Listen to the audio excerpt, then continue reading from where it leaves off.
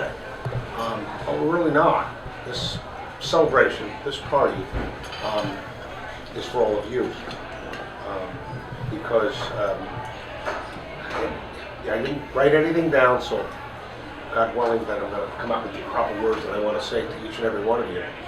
But this is to celebrate you. You know, I said at my surprise party that I'm a makeup of all those people, and we're the makeup of what they say of 5 people. And the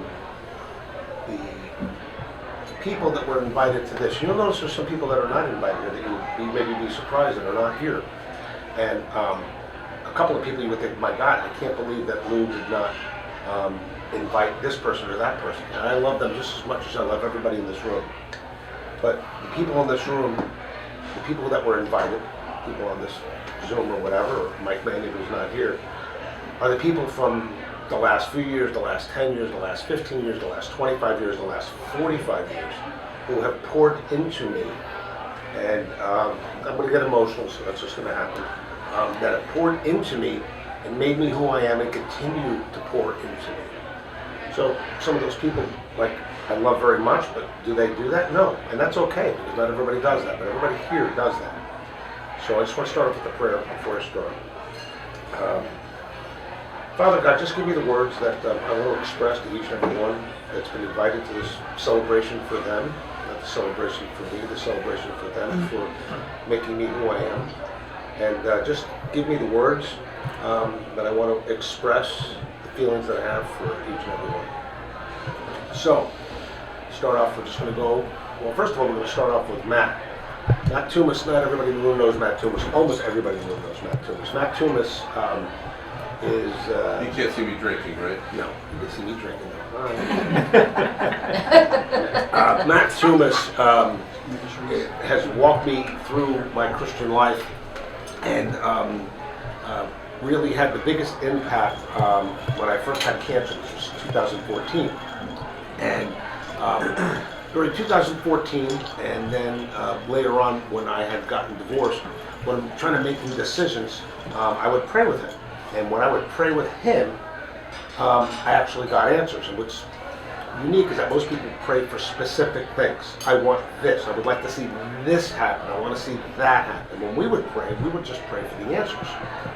We want a resolution, right? But we weren't picking what the resolution was. You know, we weren't saying this is the resolution that I want. We were just saying, give us a resolution, give us a clear answer, give us a clear, concise answer, so there's no way it can be interpreted by anybody else. And by doing that with him, I got my answer every single solitary time, usually within 24 or 48 hours. 100% of the time, I got the answer. So I was calling him my fast pass to God. Because, you know, and I didn't use it too often because he had like this 100% ratio. So I only used it like when it was really, really important because I didn't want to break 100%. It's like, this is so important, I can't make a decision what's going on with what decision to make with my cancer, or when I was going through my divorce, or going with my kids making decisions. I got the answer every time. The only time it failed is when I asked for something specific, which is when Richard's son was in a coma. I asked for him to heal him or whatever. That didn't happen. I was asking for a specific result, not for an answer. And then the next thing I noticed, and many of you know this, is that everything, all these motivational speakers, which are awesome because I listen to them, Dr. Wayne Dyer, Eckhart Tolle, all of them, Tony Robbins, envision the future, picture it the way that you want, see the end result, believe that it'll happen. Every single one of those protocols comes from the Bible. Every single one. There's not one of those things that I just said that does not come from the Bible. You know, pray with faith and you can move mountains. Everything comes from the Bible. Everything. So, and they use it in their own way, which is fantastic, because however it can be used, that's fantastic. So, and then Matt had told me, Matt, you told me, he says, you know what? It's just that you have faith that when we do it. Because when you have, you know, a lot of times we pray and we don't believe, we don't know if it's going to happen, and there's worry. But when I prayed with him, I knew 100% I was getting the answer. I got the answer 100%. You can do it by yourself. So fast forward this, because I don't want to take an hour doing this, but I do want to let everybody know how I feel.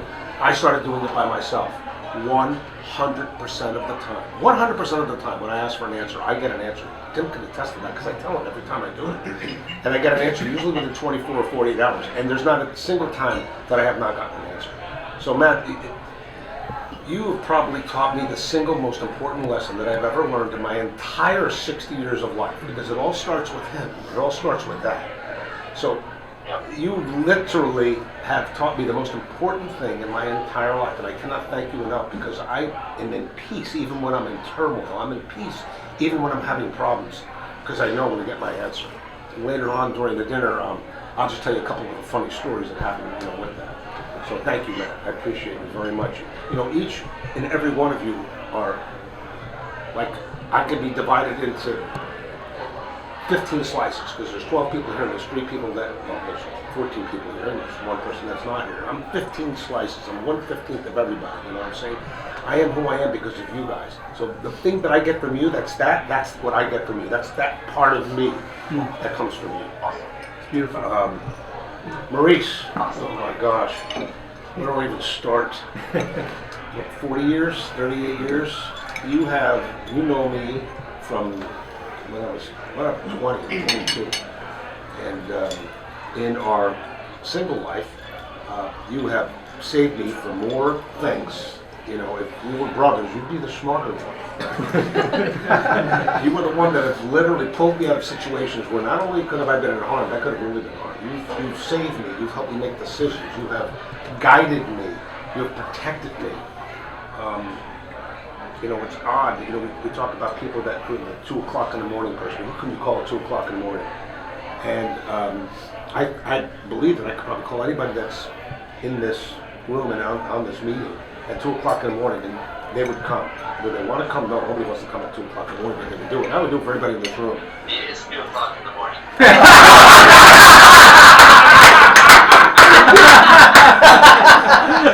That was good.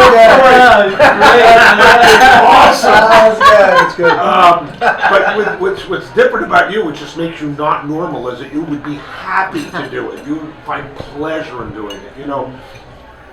Whenever I've called you and I needed something like bad, and you're like, I'm right in the middle of this, I'm like, oh, I have other people. Other people I can call. She says, no, I want to do it. It's like, Maurice, right in the middle of this most important thing. I could find another friend to do it. I'm just reaching out to you first. I literally have to push you away not to do it. You protect me. You love me. I can tell you anything at all. I don't get judged. You helped me over the last 37 years. And in those 37 years, because you live a little bit further away, we spend a little less time, a little more time. You're always there for me. You're like one of my closest friends in the entire world. And what I get from you is your guidance and your ears, your listening, protecting me, telling me your thoughts, and just helping me navigate life, which everybody does in this room. Lori, Love you. love you too, brother. You know me for just as long. You know me when I was single. You know me when I was married. Now you know me when I'm single again, although I'm not single. In the last, so some people in this room are I've just gotten incredibly close with in the last few years, and some for 40 years, right? But recently being not married and navigating the suck-ass life of dating, you and other women in my life have helped me navigate through that area. And by doing that, I was able to make the best decision in my life in being with Marcia. And I am so blessed that she chooses to be with me. And you're part of that. Because through the advice of you and some other people, I would have not ended up here. And again, it's not even my choice, it's her choice. So I feel so blessed that she's chosen me, and you're part of that. So that's a big part of my life right here. So, and other things, because you've always shot me straight. You've always, you give me guidance, you tell me what's on your mind, you never sugarcoat it, and you're very enlightening. You have a Christian point of view, you have a woman's point of view, you have a person's point of view, and I appreciate that. Rodney, holy crap, 37 years. He just took a long drink. I don't even know if you know everything that you bring to the table, because most people would just relate what you do for me in work, which is just unbelievable what you do for me in work, right? You have my minuses, whatever they are, okay, and there's many of them, the ones that I really, you fill in that void, right, for my business, Okay, that's business, but it goes way beyond business. It goes to personal. You know, if I'm going to make a decision on something and getting something, I don't really know myself as much as you know me.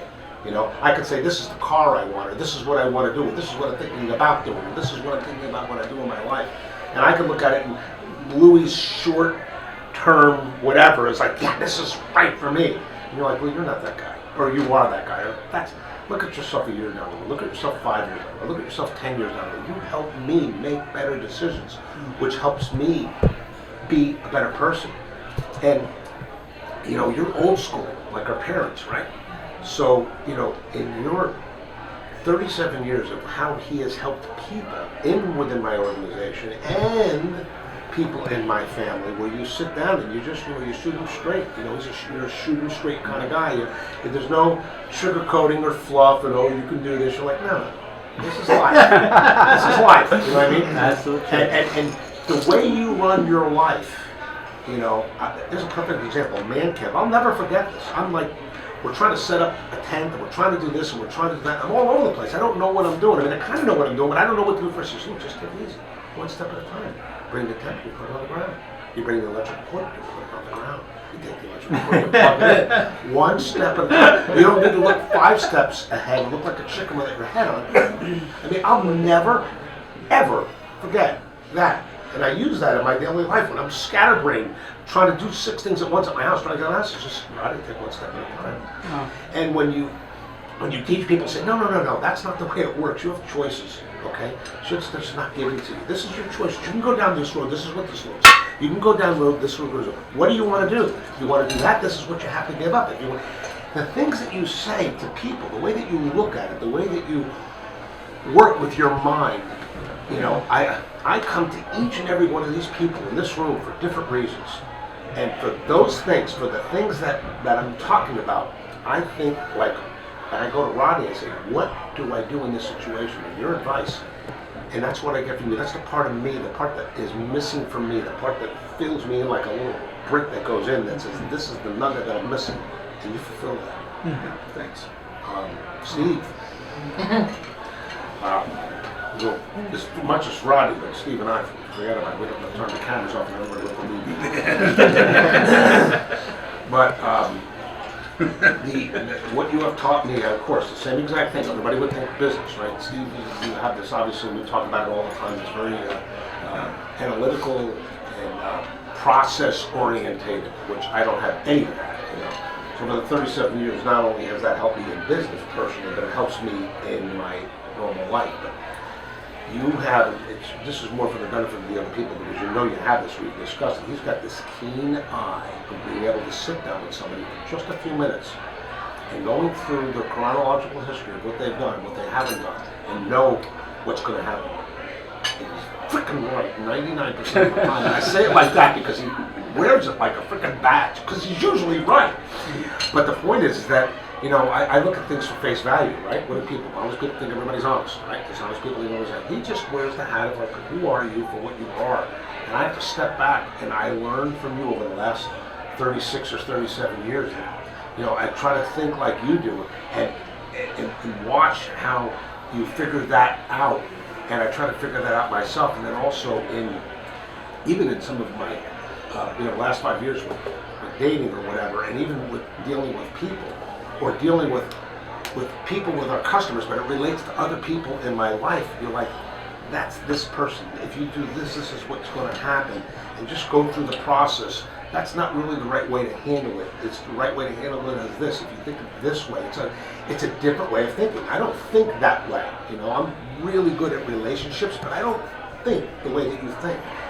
So when I talk to you, it's, you know, I kind of know what he's going to say, Rodney, and I kind of know what most people are going to say, but not really. I don't know what's going to come out of your brain. I just don't. If I have a problem, when I come to anyone else, okay, I know what they're going to say. I'm going to sit for the seat. It's like, I'm a blank. I mean, it's like 1 out of 52 cards. I have no idea what you're going to say, but what you say is usually right. And you make my life better because you make my business life better, and you make me better. Mark, I'm going to move on to you since we're in the capital world at the moment. And I think everybody knows who you are and what you do, and everybody's going to think, oh yeah, you love Mark because, you know, he takes care of your your DVDs and your iPads and your whatever. Tracks. TVs and cameras and all the physical stuff that you do, right? And of course, you make my life easier. You make my life easier because of that. My blinds still No, don't no, go no, up. no. Okay. So, Are you don't throw me taking off this, track. Mark? Please don't throw me off I'm track. sorry. Because it's difficult enough, because I don't have any of this written down. It's I apologize. Go. So, but Mark, what you do for me is so much more. So first of all, what do they say? The thing that constitutes a true friend that you can trust, right? If you have an open safe with money, and you don't know how much money is in there, and you leave for 5 years, do you believe that the same amount of money will be there? Now, I obviously believe that. Everybody here, right? Everybody here. But Mark actually has the safe.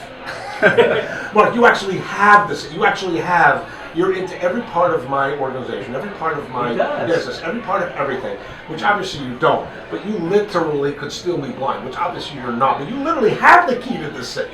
But that's not the point I'm trying to make here. But I want to make that point so everybody knows who this person is and how much I trust and value him.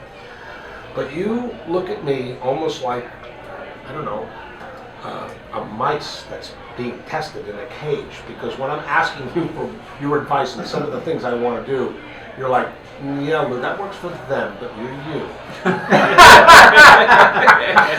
You're like, yeah, it does all that, but you're you. And when I'm trying to figure out different stuff I want, you know how I am better than I know how I am. And even though I'll fight you, you make my life better. And not just for the physical things you do. You make my life better because you have my back. By the way, I'm a little ADD, so I have to go back. And that's one of the things where you've always had my back. You have my back in a different way, Mark. You have my back to make sure that I'm protected, that my business is protected, that the people here are protected, and that what's happening in my personal life, you make sure with my daughter, with my son, and with my brother, and with me, you make sure that I'm good. You make sure that I'm okay. So you just make my life so much more wonderful, so much more than a freaking TV that you help me pick out. So that's what you bring to my life, which is a very important part of my life. Kathy, we've gotten much closer, obviously, in the last few years because I live in Atlantis, moving into an empty house where I have to do everything and trying to navigate this new single life. You help me make my house a home. When we talk, you have your viewpoints, which obviously are very strong, and your Christian viewpoints, which are very important, which help me guide my life. And also the same thing as speaking with Lori, navigating this dating life, because, I've told this to Marcia, when I'm going through the last 4 years, it's been 5, but I've been with Marcia almost a year, so we'll go prior to her for the last 4 years, navigating, the dates of the dating people I would date. I would call you, and I'd call you, and a couple of other people. You'd walk through it, help me through it, and do it, and ended up again with the best decision of my life. And again, it's not my decision. I'm so blessed that you have chosen me, and because of you, I have the most single important person in my life, maybe except for my kids. We're responsible for that, or part of responsible for that. Aside from making my house a home, and aside from giving me your viewpoints. So that's the part that I get from you. Tim. Wow. So Tim is the one that keeps me freaking on the rails. We talk and we go through lots of different things. And I speak to you, and again, we talk about, the Christian way of life, and meaning that, not just what you should do, the right thing, God's plan, and, what we try to do is we try to manipulate things, or I try to manipulate things so it works out for me best, and you just like, well, that's not the right thing to do. And I'll sit there and argue with you, and I don't want to hear it, and even, you just say, you do what you want. That's not the right decision. That's not the right thing to do. This is what you need to do. Even like, men's group, right? I don't want to go to men's group every Monday, And one time I just says, I think I'm just going to skip the whole thing. He says, you're not skipping it. I'm like, I already did freedom twice. I don't want to do it a third time. You got to do it. You pushed me so freaking hard. you know. I remember one night, I just was in the worst frame of mind possible. I just got home, there's no way I'm going to the meeting. No way at all. And you literally verbally forced me to go.